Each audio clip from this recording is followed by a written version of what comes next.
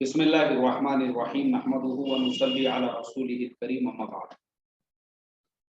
देखो, अभी तक जो हमने दूल्हा दुल्हन एडवांस कोर्स का ये जो तीसरा चैप्टर है, इसके अंदर तलाक के, खुला के, इद्दत के सारे मसले मसाइल हमने पढ़ लिए। आज का जो हमारा सबक है वो हमारा एकदम फाइनल सबक है दूल्हा दुल्हन कोर्स का, और आज के सबक के बाद में हमारा जो कोर्स है वो मुकम्मल हो रहा है और वो ख़त्म हो रहा है। आज के हमारे सबक का खुलासा ये है, जैसा मैंने आपको बताया था कि तलाक, खुला, ये सब बातें तो हमने आपको पढ़ाई। अगर ऐसी कंडीशन होती है कि किसी औरत का शोहर, वो दो दो चीजें मैं बताने वाला हूँ। एक चीज तो ये है कि शोहर जिंदा है, शोहर अपने माँ बाप के घर पे है और वो अपनी बीवी को तलाक बिल्कुल नहीं देना चाहता है, और दोनों में जिद्दम जिद्दी चल रही है, और दूल्हा इस बात के ऊपर अड़ के बैठा हुआ है कि जा मैं तुझे तलाक नहीं देता। अब ऐसी हालत में वो औरत क्या करेंगी? एक मसला तो ये हो गया। दूसरा मसला, शोहर लापता है, मफकूदुल खबर है, शोहर का कोई पता ही नहीं है, शोहर की कोई खबर ही नहीं है। अब वो बेचारा शोहर जिसकी खबर ही नहीं है, अभी औरत जो है पिछले 1 साल 2 साल 3 4 साल इसको हो चुके हैं, ये अपने घर पे उसका इंतजार करते बैठी हुई है और उसका रास्ता देख रही है। और रास्ता देखते देखते जो है ये बेचारी, अब ये जवान औरत है, अगर ये दूसरा निकाह करना चाहती है तो अब इसके ये क्या कर सकती है? तो देखो, इसके लिए शरीयत ने उसको ये सॉल्यूशन है उसका कि ऐसी औरत वो दारुल कज़ा में जाकर वहां पे दरखास्त देगी, और काजी शरीयत जो होगा, अब दारुल कज़ा किसे कहते हैं तो देखो मैं आपको बता देता हूँ। दारुल कज़ा हर बड़े शहर में होता है, आपको तहकीक करना पड़ेगा, मालूम करना पड़ेगा भाई दारुल कज़ा कहाँ कहाँ पर है। जैसे हैदराबाद के अंदर मैं समझता कम से कम 5-6 जगह पे दारुल कज़ा है, और बम्बई के अंदर कम से कम 10-12 जगह पे दारुल कज़ा है, और पुणे के अंदर कम से कम 5 जगह तो मुझे मालूम है, और उसके अलावा जो है औरंगाबाद में 2-3 जगह पर है। ऐसे दारुल कज़ा हर बड़े शहर में होते हैं। तो दारुल कज़ा आपको पता करना पड़ेगा। वहां पे जब आप जाएंगे तो काजी शरीयत होते हैं। काजी शरीयत कौन होते हैं? वो हमारे जैसे ही होते हैं, और काजी शरीयत का काम क्या होता है? वो आपसे पूछते हैं और बाज़ाब्ता लिख कर लेते हैं आपसे तहरीरी तौर पर कि भाई आप कौन हैं, आपका नाम क्या है। इस तरीके से देखो पूरा बयान लिख के लिया जाता है। इस तरह से जो है ना पूरा बयान जो है वो लिख कर लिया जाता है। आप कौन है, क्या है, नीचे आपका नाम लिखा जाता है, दस्तखत दी जाती है, और उस बयान के अंदर वो सारे डिटेल्स लिए जाते हैं कि आपका जो शोहर है, आपका शोहर, आप कितने दिन उसके साथ में निकाह में रही, कितने दिनों से आप अपने माँ बाप के घर पर है, इस दरमियान में उसने आपका खर्चा दिया या नहीं दिया। तो आपको सारे डिटेल्स बताना पड़ते हैं दोनों सूरतों में। एक तो आपको वो तलाक नहीं दे रहा है उस सूरत में, और दूसरी सूरत जो है वो मफकूदुल खबर है उस सूरत में। और भी बहुत सारी सूरतें हैं, इसको कहते हैं फस्खे निकाह के लिए दरखास्त देना। अब जो काजी शरीयत होता है वो अपने लेवल पर, अगर मान लो वो तलाक नहीं दे रहा है उस सूरत में, उसके घर पर उसको 3 मरतबा जो है उसके घर पर जो है अपनी वो जाता है, खत उसको भेजा जाता है और उसको बुलाया जाता है काजी शरीयत की अदालत में, उसको समन जाता है और यह कहा जाता है कि भाई तू अदालत के अंदर काजी शरीयत के पास में हाजिर हो। पहली मरतबा, दूसरी मरतबा, तीसरी मरतबा, अगर वो हाजिर हो जाता है काजी शरीयत की अदालत के अंदर, तो फिर काजी शरीयत उससे पूछते हैं कि भाई फुलानी फुलानी जो लड़की है उससे भी एक बयान लिया जाता है, क्या तुम इनको जानते हो? हाँ, ये मेरी बीवी है, इससे मेरा निकाह हुआ। कितने दिनों से अलग अलग है? 2 साल से अलग है। अच्छा, अलग है तो अभी तुम उसको वो तुम्हारे से तलाक चाहती है, यानी खुला चाहती है कि तुम उसको तलाक दे दो वो तुम्हारे निकाह से, तो तुम उसको क्यों खुला नहीं, तलाक नहीं देना चाहते या देना चाहते? अब उसका पूरा बयान आएगा, और फिर काजी शरीयत जो है उस लड़के को समझाएंगे और उसको जो है कन्वेंस करेंगे, और काजी शरीयत इस बात की कोशिश करेंगे कि भाई वो जो लड़का है, वो लड़का यानी उसकी बीवी जब उसके निकाह में रहना ही नहीं चाहती है तो फिर वो उसको तलाक दे दे। तो अगर वो तलाक दे देता है प्यार से, मोहब्बत से, और वो पेपर पे दस्तखत कर देता है, तो वो बेचारी लड़की जो इतने दिनों से इस मसले के अंदर अटकी हुई थी, अल्हम्दुलिल्लाह आसानी के साथ में उसका मसला हल हो गया। अब दूसरा मसला, जो कोई जो है वो पता ही नहीं है उसका, 3-4 साल उसको हो गए हैं, उसका कोई आता नहीं है, पता नहीं है, मालूम ही नहीं है वो किधर है। अब ऐसी सूरत में, ऐसी हालत के अंदर काजी शरीयत क्या करते हैं, वैसे ही उसके घर पे जो है 3 मरतबा हर महीने, और इसकी तरतीब ये होती है, ये कोई डाक से पोस्ट से नहीं भेजा जाता है, जो खत उसको जाता है वो बाज़ाब्ता एक आदमी लेकर जाता है। मुझे याद है, मैं जिस वक्त में ये कोर्स सीख रहा था तो मैं खुद कई लोगों के घरों पे गया हूँ खत लेकर, क्योंकि हम लोग जो है मतलब वो पोस्टमैन के हाथ से और कुरियर से नहीं भेजा जाता है, वो खुद एक आदमी जो है ले जाकर देता है, या फिर ऐसे पोस्ट से भेजा जाता है जैसे स्पीड पोस्ट वगैरह के, उसके हाथ में देकर उसकी दस्तखत लेकर आए, अगर दूसरे शहर का मसला है। अब ऐसा अगर मसला है तो फिर अब वो जब उसके दस्तखत आ जाते हैं उसके ऊपर कि भाई ये खत जो है उसको मिल गया, तो पहली मर्तबा में उसको एक तारीख दी जाती है, हाजिर हो जाओ, दूसरी मर्तबा, तीसरी मर्तबा, 3 मर्तबा में अगर वो हाजिर हो गया, या उसके घर का कोई फर्द आया, उसके अब्बा है, उसके अम्मा है, उसकी भाई बहन है, और वो आकर ये कहे कि देखो हमारा जो बेटा है वो इतने दिनों से गायब है, हमको खुद को उसकी कोई पता नहीं है, तो अब उसके बाद काजी शरीयत पूरी तहकीकात करते हैं, उसके और रिश्तेदारों के नंबर लेते हैं, उनको फोन करते हैं, और ये सारी चीजें करने के बाद फिर काजी शरीयत 3 मरतबा न्यूज पेपर के अंदर उसका एडवर्टाइजमेंट देते हैं, जिसको कहते हैं मफकूदुल खबर होना। और जब 3 मरतबा न्यूज़पेपर में एडवर्टाइजमेंट दे दिए, वो देने के बाद में भी अगर वो इंसान अपने घर को वापस नहीं आया, उसमें ये लिखा जाता है कि ये तारीख तक तुम आ जाओ, अगर नहीं आओगे तो तुमको तुम्हारे बीवी के निकाह से खारिज कर दिया जाएगा, यानी तुम्हारी बीवी को तुम्हारे निकाह से, और वो किसी और मर्द से फिर निकाह करेगी। ये सारे उसका मैटर होता है पूरा का पूरा, वो उस तरीके से लिखा जाता है, और वो मर्द अगर नहीं हाजिर हुआ उतने ड्यूरेशन के दरमियान में, तो फिर उसकी जो बीवी है, फिर काजी शरीयत उसको जो है कानूनी तौर पर, जो लीगल हमारी कोर्ट होती है उससे भी, और अपना दारुल कज़ा दोनों से भी, उसको उसके शोहर के निकाह से खारिज कर देते हैं, और उसके बाद वो औरत आजाद हो जाती है। उसके बाद वापस से वही औरत फिर किसी और मर्द से अपनी जो इद्दत है वो गुजारने के बाद में निकाह कर सकती है, और निकाह करने के बाद में वो बेचारी जो है खुशहाल जिंदगी गुजार सकती है। तो देखो, ये 2 चीजें हमने आज आपको बताई।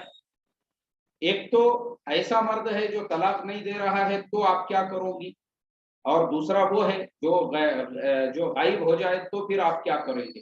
तो इन दोनों सूरतों के अंदर आपको काजी शरीयत की अदालत में मुकदमा दायर करना है। तीसरी चीज, कोर्ट कचहरी में कभी भी गलती से भी नहीं जाना अपने मसले मसाइल को लेकर, पुलिस स्टेशन में नहीं जाना, कोर्ट कचहरी में कभी भी नहीं जाना। एक बात याद रखो, मैंने आप लोगों को इससे पहले भी बताया हूं कि मियाँ बीवी के दरमियान में देखो, निकाह का जो रिश्ता है ना, वो प्यार का रिश्ता है, वो मोहब्बत का रिश्ता है, वो अपनी लाइफ को इंजॉय करने का रिश्ता है, वो एक दूसरे के रिस्पेक्ट का रिश्ता है। जो मियाँ बीवी का रिलेशन होता है वो बहुत ज्यादा नाजुक होता है, और दोनों के अंदर वो मैच्योरिटी और अंडरस्टैंडिंग होना चाहिए कि भाई हम अपने इस रिश्ते को कैसे निभा के लेकर चले। क्योंकि अक्सर मैंने देखा हूं कि मियाँ बीवी के जो लड़ाई झगड़े होते हैं, या मियाँ बीवी के दरमियान में अगर डिवोर्स हो जाता है, तो उसका सबसे ज्यादा इफेक्ट उनकी औलाद के ऊपर पड़ता है। जो उनके बच्चे हो जाते हैं, वो माँ बाप होने के बावजूद में भी वो यतीमों के जैसी जिंदगी गुजारते हैं। फिर आगे चल के वैसे जो बच्चे होते हैं, वैसे बच्चे जो है ना, वो मेंटली तौर पे भी कमजोर होते हैं, यानी उनमें हिम्मत नहीं होती है, हौसला नहीं होता है, और माँ बाप के लड़ाई झगड़े वो देखते रहते हैं, और इसकी वजह से उनकी जिंदगी जहन्नुम बन जाती है। तो इसके लिए सबसे पहली चीज तो ये है कि छोटी छोटी जो बातें हैं उसको हमने एडजस्ट करना चाहिए। मैं आपको बता देता हूं, एक मर्द औरत से क्या एक्सपेक्टेशन करता है, और एक औरत मर्द से क्या एक्सपेक्टेशंस करती है। जो वाकई में भी शरीफ मर्द होगा, जो शरीफ मर्द होगा, वो अपनी बीवी से सिर्फ इतना एक्सपेक्टेशन रखेगा कि भाई मेरी बीवी जो है वो मेरे से प्यार से बात करे, वो मेरे से मोहब्बत से बात करे, वो मेरे से जो है पोलाइटली बात करे, मेरी बीवी जो है मुझे पूरी तरह से यानी मेरी जो ज़रूरियात वगैरह है उसका पूरा ख्याल रखे, और मेरी बीवी लोगों के सामने मेरी बुराइयां ना करे। जैसे बहुत सारी औरतों की आदत होती है, पड़ोस के औरतों के सामने अपने हस्बैंड के घराने करना, अपने माँ बाप के सामने अपने हस्बैंड के घराने करना, अपनी बहनों के सामने अपने हस्बैंड के घराने करना, ये गलत बात है। जिस औरत के अंदर ये खबीस आदत है और ये गंदी आदत है, एक बात याद रखो, वैसी औरत अपने हाथों से अपना घर बर्बाद कर रही है। तो एक हस्बैंड को अपनी बीवी से यही चाहिए कि उसकी बीवी जो है उसको पूरी तरह से कोऑपरेट करे, उसको पूरी तरह से प्यार करे, उसको पूरी तरह से मोहब्बत करे, उसको पूरी तरह से जो है यानी दोनों के बीच में इस तरीके से जिंदगी चले। और एक औरत, वो अपने हस्बैंड से क्या चाहती है, एक औरत को भी अपने हस्बैंड से क्या चाहिए। देखो, एक शरीफ औरत जो होंगी ना, शरीफ औरत, वो शरीफ औरत अपने हस्बैंड से सिर्फ ये चाहेगी कि उसका शोहर उसको रिस्पेक्ट दे, उसको इज्जत दे, उसकी हर जरूरत का ख्याल रखे।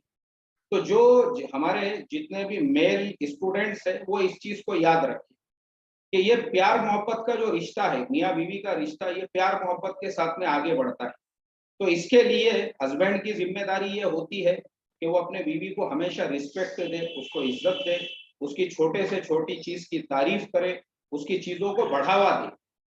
बस यही चाहिए औरत को, उसके माँ बाप के सामने उसकी तारीफ करे, उसके रिश्तेदारों के सामने। मतलब ये है कि आप उसकी हौसला अफजाई करते रहे, यानी उसकी उसकी कमियां बयान करना, उसके माँ बाप के सामने उसकी बुराइयां बयान करना। अरे तुम्हारे बेटी को तो सालन बनाना नहीं आता, तुम्हारी बेटी को तो वो नहीं आता, तुम्हारी बेटी को तो आमलेट बनाना नहीं आता, तुम्हारी बेटी को तो ये नहीं आता, वो नहीं आता। मतलब इस तरह से उसको उसके माँ बाप के सामने जलील करना, मतलब मैं समझता हूँ एक नीच टाइप का इंसान ही कर सकता होगा।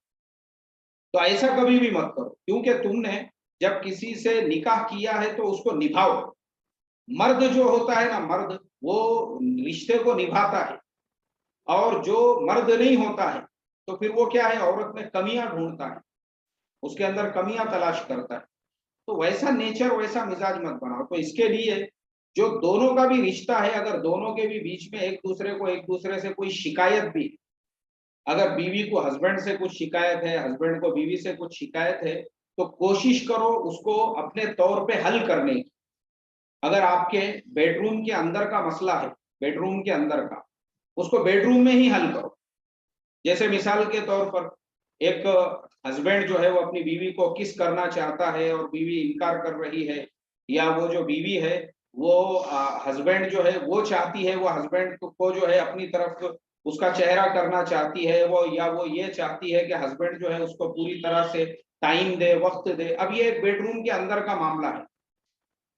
तो ये चीज जो है तुमने दोनों ने मिलके हल करना चाहिए, दोनों ने मिलके इसको सॉल्व करना चाहिए। ये नहीं है कि अब जब एक दूसरे के शिकवे शिकायत बयान हो रहे हैं तो वैसे टाइम पे मैंने देखा हूं कि वो जो लड़का है वो अपनी बीवी की सब लोगों के सामने बुराई बयान कर रहा है।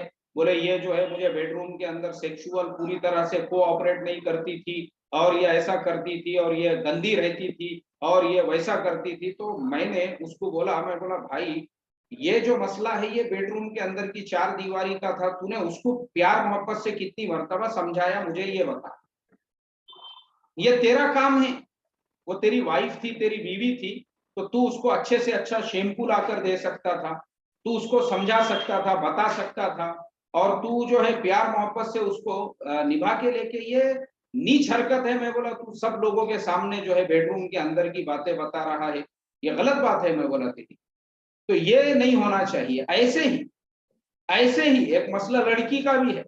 वो लड़की सब लोगों के सामने जो है पर्दे में बैठ के बोल रही है, बोले ये मेरा हस्बैंड जो है हमेशा मोबाइल में ही रहता था, और मैं जो है इसके चेहरे पे बाल अपने डाल देती थी तो भी मेरे बाल उधर करके मुझे बोलता था, सरक उधर, चल दूर जाके सो, बोले साला तंग कर देते रहती।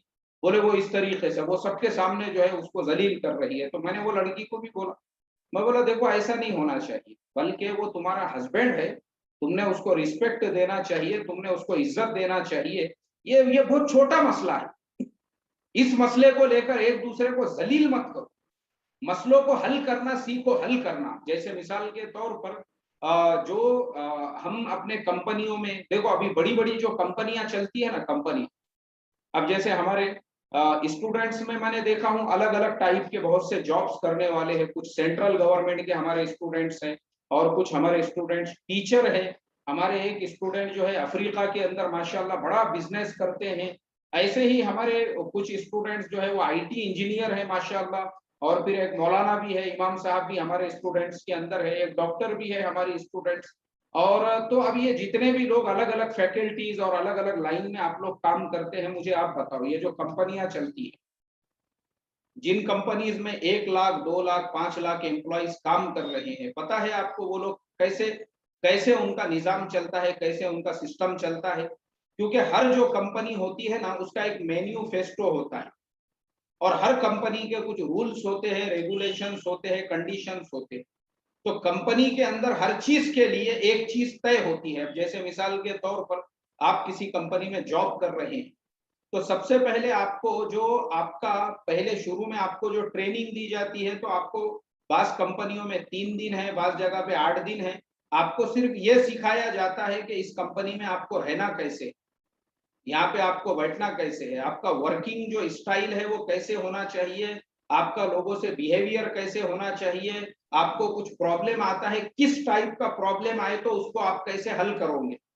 तो अब वहां कैसा होता है, देखो मैं आपको बताता हूँ। जैसे मिसाल के तौर पे आप एक प्रोजेक्ट पे काम कर रहे हो तो वो जो प्रोजेक्ट है, जब तक वो प्रोजेक्ट चलता रहेगा तो उसका एक ग्रुप चैट शुरू हो जाता है, सारे पूरे सब लोग होते हैं उसमें, उसमें सारे डेवलपर्स होते हैं, उसमें सारे टेस्टर्स होते हैं, उसके अंदर जो है ऊपर से लेके नीचे तक सारे लोग उसी एक ग्रुप में होते हैं। अब वहां पे क्या होता है, उस प्रोजेक्ट से रिलेटेड जो भी बात होगी वो ग्रुप चैट के अंदर आ जाएगी, खुलकर सारे लोग एक दूसरे से बात करते हैं, उस मसले को हल करने की कोशिश करते हैं, उस प्रोजेक्ट को अच्छी तरह से जो है उसको इख्तिताम तक पहुंचाते हैं। और जब वो पूरा प्रोजेक्ट कंप्लीट हो जाता है, साइन ऑफ हो जाता है, रिलीज हो जाता है, उसके बाद में वो ग्रुप चैट बंद हो जाता है। तो पता ये चला कि वो इतने सक्सेसफुल तरीके से कैसे उन्होंने उस प्रोजेक्ट को कंप्लीट करके रिलीज किया।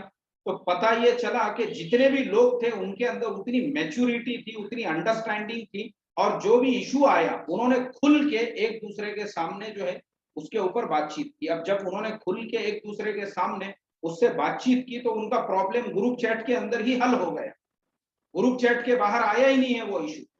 जितने लोग उस प्रोजेक्ट के अंदर थे उन्हीं के दरमियान में वो पूरा ईमेल चल रहा था, उन्हीं के दरमियान सारी बातें हो रही थी। सेम टू सेम हमारी जिंदगी भी ऐसे ही है कि हमारी जो जिंदगी है, मियाँ बीवी की जिंदगी, वो भी एक ग्रुप चैट की तरह से है कि आप उसको अपने कमरे के अंदर हल करो। अगर आप ऐसा नंगा करोगे एक दूसरे को, जैसे मिसाल के तौर पर कि पूरे 50 लोगों के बीच में जो है शोहर खड़े रह के बोल रहा है, नहीं नहीं ये तो ऐसी है, ये तो मुझे सेक्सुअल कोऑपरेट नहीं कर रही थी और इसको बहुत गंदा और बिसांदा रहने की आदत है, तो तुम उसको 50 लोगों में जलील कर रहे हो, उसके सेल्फ रिस्पेक्ट को ठेस पहुंचा रहे हो, जो बिल्कुल गलत हरकत है। और ऐसे ही अगर वो लड़की 50 लोगों के दरमियान में ये बोल रही है कि ये जो मेरा हस्बैंड है मुझे टाइम ही नहीं देता था, ये मोबाइल में ही रहता था और मैंने इसको कई बार ऐसा की तो उसने वैसा किया और मुझे धुतकार दिया, तो आप उसको जलील कर रही। तो लोगों के सामने उसको जलील मत करो, बल्कि उसको जो है ना आपस में, जैसा मैंने बताया अब हमारे प्रोजेक्ट्स में कैसा होता है, या यानी जो इस तरह के काम में कैसे होता है, अगर एक आधा बंदा 19-20 हो रहा है किसी चीज में, तो उसके ऊपर जो है ना, ऐसा नहीं है कि कोई उसके डेस्क के ऊपर जाके उसको जलील करे, उसको गालियां दे, उसको बुरा भला कहे, बल्कि उसी प्रोजेक्ट के अंदर जो उसका सीनियर होता है और कोई होता है तो वो उसकी जोड़ी लगा देते हैं दूसरे के साथ कि भाई इसको थोड़ा समझाओ, या फिर उसको कुछ डॉक्यूमेंट्स दे देते हैं, भाई जाओ इसको गो थ्रू करो ताकि तुम इसको अच्छी तरह से अंडरस्टैंड कर सको, तुमको काम क्या करना है। और होता है वो उससे रिलेटेड वीडियोस देखने पड़ते हैं, उससे रिलेटेड आपको जो है पूरा एक उससे रिलेटेड टेस्ट वगैरह सब कुछ की है, तो वो 2-4 दिन में पूरा मसला हल हो जाता है, वो आदमी उसको अच्छी तरह से अंडरस्टैंड कर लेता है। ऐसे ही अगर हमारे भी कुछ मसले मसाइल है तो उसको हमने बैठ के हल करना चाहिए। अब मैं आजकल देखता हूँ मुसलमानों का हाल कैसा है, मुसलमानों का हाल ऐसा है कि एक लड़की उसका अपने शोहर के साथ में नहीं जम रहा है कि फौरन उसने मोबाइल अपने हाथ में उठा लिया, और हाथ में उठाने के बाद में जो है वही लड़की वीडियो बना के डाल रही है सोशल मीडिया के ऊपर और उसके अंदर अपने शोहर को जलील कर रही है। देखिए ये जो तस्वीर आपको नजर आ रही है ये मेरे शोहर है, इनका नाम है मोहम्मद रिजवान, और मोहम्मद रिजवान से हमारा निकाह आज से 6 महीने पहले हुआ था, और मोहम्मद रिजवान ने हमको ऐसी तकलीफ दी है, हमको वैसी तकलीफ दी है, और मोहम्मद रिजवान ने हमको ऐसा जलील करे, हमको वैसा जलील करे। ये जो है ना, ये तरीका बिल्कुल, यानी मुझे आप बताओ, आपके दोनों मियाँ बीवी का मसला है वो, यानी आप वीडियो बना के सोशल मीडिया पे डाल रही हो, इसका मतलब आप उसको जलील करना, यानी आपको मसला हल करना है या मसले का तमाशा बनाना है, मुझे आप बताइए। चलिए मेरा सवाल है आप लोगों से, अगर आपको उस मसले को हल करना है तो वो मसला आपको दोनों मियाँ बीवी को बैठकर हल करना पड़ेगा। अब अगर आपको उसको तमाशा बनाना है, चलिए देखो मैं आपको बताता हूँ, ये जो वीडियो है ये आ गया मेरे सामने, देखिए अभी ये देखिए, ये वीडियो वो है, एक मिनट, हाँ ये देखिए, एक मिनट, एक मिनट, ये वीडियो मैं आपको बताता हूँ, एक मिनट, एक मिनट, एक मिनट, हाँ देखिए, देखो ये सुनो।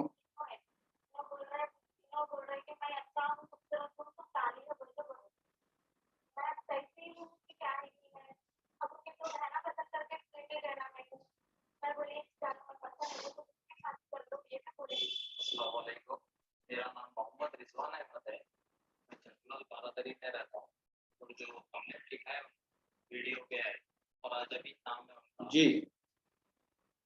तो देखो अभी मैंने आपको ये दोनों वीडियोस जो बताया हूँ, ये वीडियो मैंने आपको अभी जो बताया हूँ, ये वीडियो बताने का आप लोगों को मेरा मकसद यही है, इसके जरिए से ये समझाना, जैसे ये औरत जो है इसने अपना वीडियो बना के सोशल मीडिया के ऊपर डाल दी, देखिए आप, ये जो है ना सोशल मीडिया के ऊपर इन्होंने खुद अपना वीडियो बना के डाले, तो मुझे आप बताओ ऐसे से मसला हल होगा या आपका मसला बिगड़ेगा?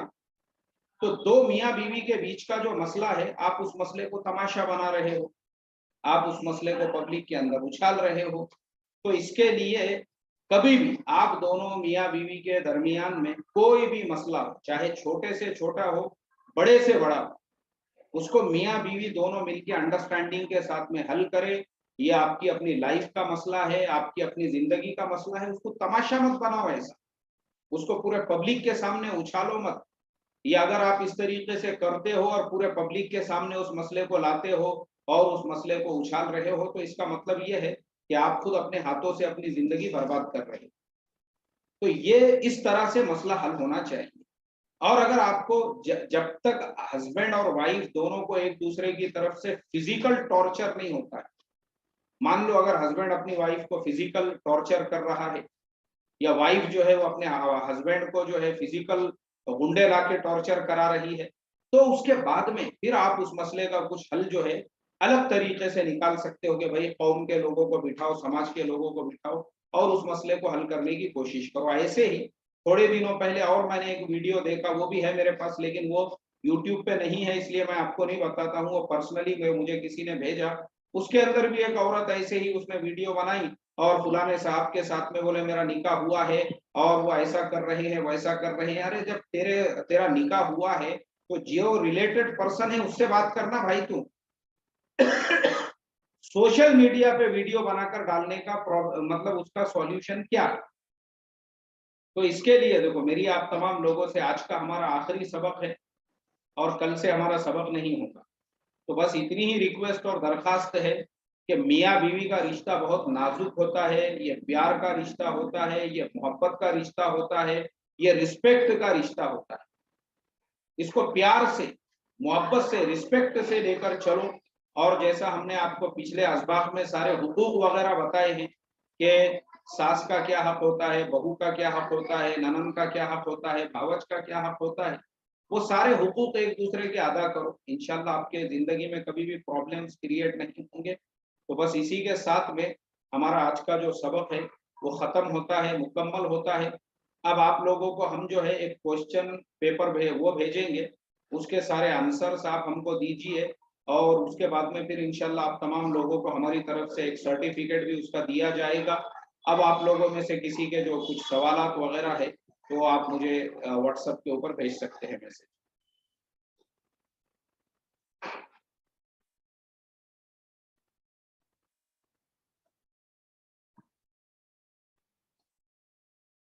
जी,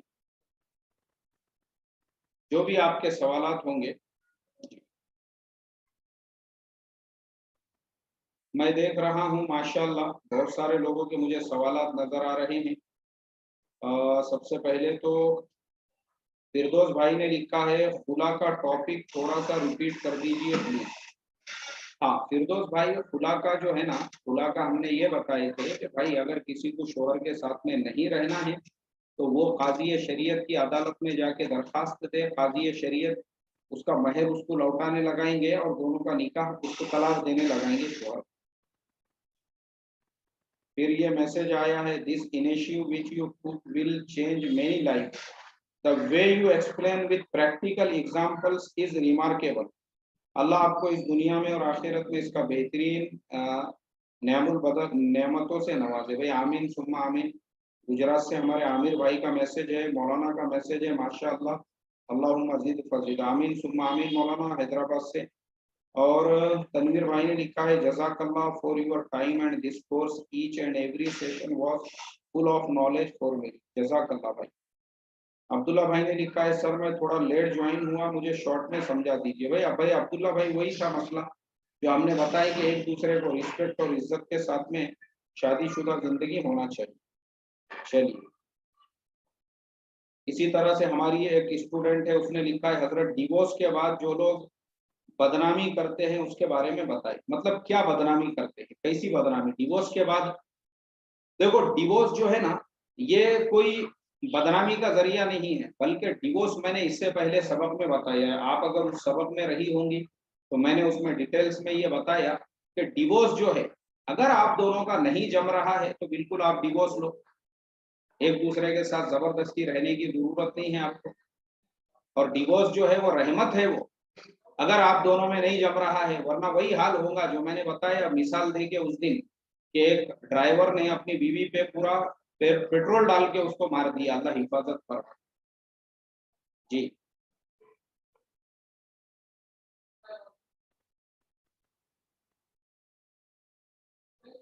अच्छा, तो ये हमारी एक स्टूडेंट ने लिखा है, मैं फिरदौस भाई नहीं हूँ, मैं फीमेल हूँ।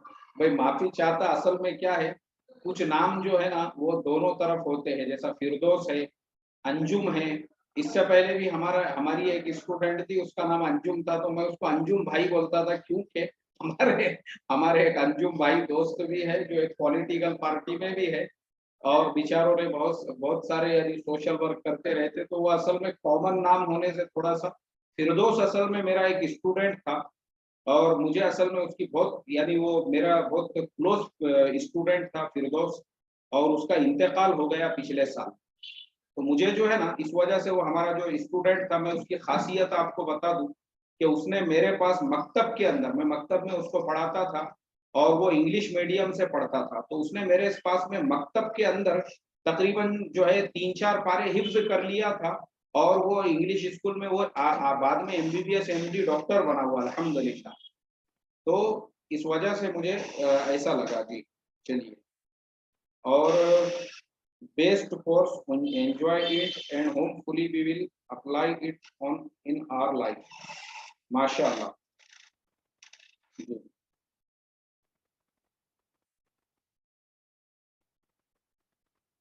हाँ जैसे अच्छा, ये लिखा है कि डिवोर्स के बाद जो लोग बदनामी करते हैं उसके बारे में बताएं, जिससे डिवोर्स हुआ है उसकी बदनामी। हाँ देखो कैसा है, मैंने वही बताया हूँ, असल में हम हिंदुआना समाज के अंदर रहते हैं, हमारे यहाँ पे ये हिंदुआना जो मेंटालिटी है इसी ने मुसलमानों को तबाह और बर्बाद किया, जिसकी वजह से हमारी थिंकिंग ऐसी बनी हुई है। और ये सब हिंदुआना ख्यालात है, मुसलमानों के भी जहनों में जो फासिद ख्यालात है, तो इससे हमने बचना चाहिए। डिवोर्स कोई आयब की चीज नहीं है और ना ही कोई बुराई है उसके अंदर, अगर नहीं जमता है मियाँ बीवी में तो बिल्कुल शरीयत ने फिर उसको जायज क्यों रखा है।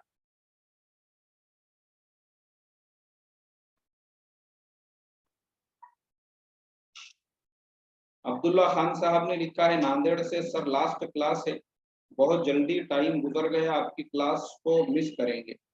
कोई बात नहीं अब्दुल्ला खान साहब, देखो हमारे जितने भी स्टूडेंट्स हैं आप लोग सब मेरे साथ में जुड़े हुए हैं, मेरा व्हाट्सएप नंबर भी आप तमाम लोगों के पास में है, आपको जब भी जरूरत रही आप किसी भी लाइन से मुझे मैसेज कर सकते हैं, कोई मसला नहीं है, इंशाल्लाह आप लोगों का मोस्ट वेलकम रहेगा उसके अंदर। आप हमको मैसेज कर सकते हैं, सवाल कर सकते हैं, और कोई बात नहीं है इंशाल्लाह। तो ऐसा नहीं है कि हमारा कोर्स खत्म हो गया तो अब उसके बाद हमारा आपका कोई ताल्लुक नहीं रहा, बिल्कुल नहीं।